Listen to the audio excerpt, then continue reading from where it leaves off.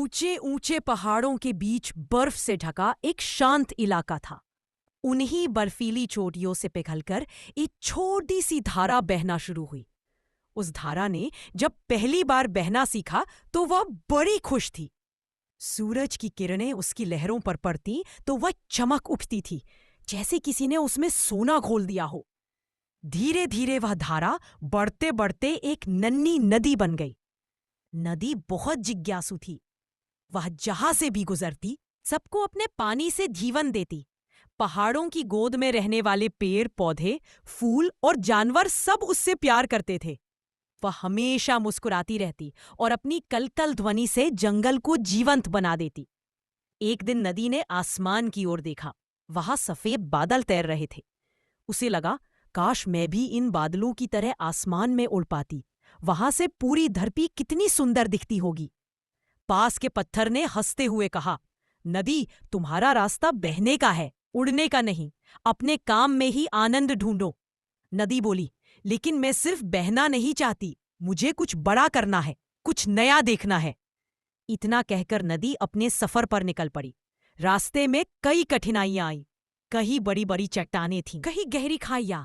कई बार वह चट्टानों से टकराई, कई बार उसका बहाव रुक गया, पर उसने हार नहीं मानी। उसने सोचा, अगर मैं रुक गई तो मेरा अस्तित्व खत्म हो जाएगा, और वह फिर से आगे बढ़ी। धीरे धीरे वह मैदानों में पहुंची। वहां हरियाली फैली हुई थी। किसानों की फसलें लहराती थीं। बच्चों की हंसी की आवाज गूंजती थी। किसान उसकी ओर देखकर बोले, हे नदी माँ, तुम्हारे बिना यह खेत सूख जाते, तुम हमारी जान हो। नदी को पहली बार यह एहसास हुआ कि वह सिर्फ अपने लिए नहीं, बल्कि दूसरों के जीवन के लिए भी जरूरी है। उसे गर्व हुआ कि वह कितनी उपयोगी है। लेकिन समय बीतता गया। अब वह गांवों से गुजरने लगी। वहां लोगों ने उसके किनारे कपड़े धोए, कचरा डाला और पानी को गंदा कर दिया। नदी उदास हो गई। उसने कहा, मैं तो सबको जीवन देने आई थी, लेकिन लोग मेरा अपमान कर रहे हैं। तभी एक बूढ़ा मछुआरा आया। उसने अपने झोले में से रोटी का टुकड़ा निकाला और नदी में डालते हुए बोला, हे नदी माता, तुम्हारे बिना हम भूखे मर जाते। तुम्हारे पानी में मछलियां हैं जिनसे हमारा जीवन चलता है। हम तुम्हारा ऋण कभी नहीं चुका सकते। मछुआरे की बात सुनकर नदी की आंखों में आंसू आ गए। उसने समझा, कुछ लोग मेरी कद्र नहीं करते, पर बहुत से लोग हैं जो मुझसे प्यार करते हैं। मुझे रुकना नहीं चाहिए।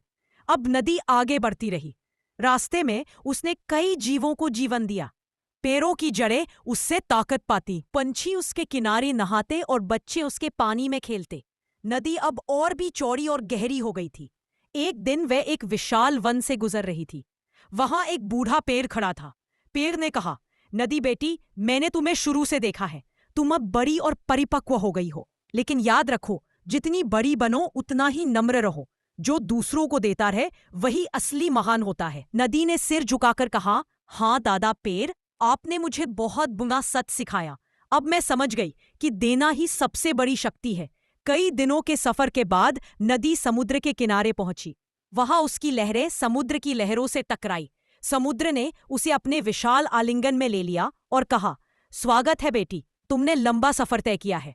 अब तुम मेरे साथ एक हो गई हो। नदी ने पूछा, क्या अब मेरा अस्तित्व खत्म हो गया? समुद्र मुस्कुराया, नहीं बेटी, जीवन कभी खत्म नहीं होता। जब सूरज की किरणें तुम पर पड़ेंगी, तुम वाष्प बनकर बादलों में जाओगी, फिर बारिश बनकर धरती पर गिरोगी और एक नई नदी बनोगी। यही जीवन का चक्र है, देना, लौटना और फिर से बहना। नदी के हृदय में गहरा संतोष भर गया। उसने कहा, अब समझ गई, जीवन का उद्देश्य सिर्फ अपनी राह तय करना नहीं, बल्कि दूसरों के जीवन में अर्थ भरना है। मैंने जो कुछ दिया वही मेरे अस्तित्व की सच्ची पहचान है। समुद्र ने कहा, बिल्कुल सही बेटी, जैसे तुमने बहते हुए सबको जीवन दिया, वैसे ही इंसान को भी चलना चाहिए, सबके लिए, बिना थके, बिना रुके। नदी की लहरें अब शांति से समुद्र में मिल गई। सूरज की सुनहरी किरणें उस पर पड़ रही थीं और आकाश में इंद्रधनुष बन गया था, जैसे जीवन का वादा कि हर अंत एक नई शुरुआत है। नैतिक ज्ञान, मॉरल ऑफ द स्टोरी, जीवन का असली उद्देश्य केवल आगे बढ़ना नहीं, बल्कि दूसरों के लिए उपयोगी बनना है। 2, जो देता है वही सच्चा महान होता है। जैसे नदी सबको जीवन देती है, पर कुछ नहीं मांगती।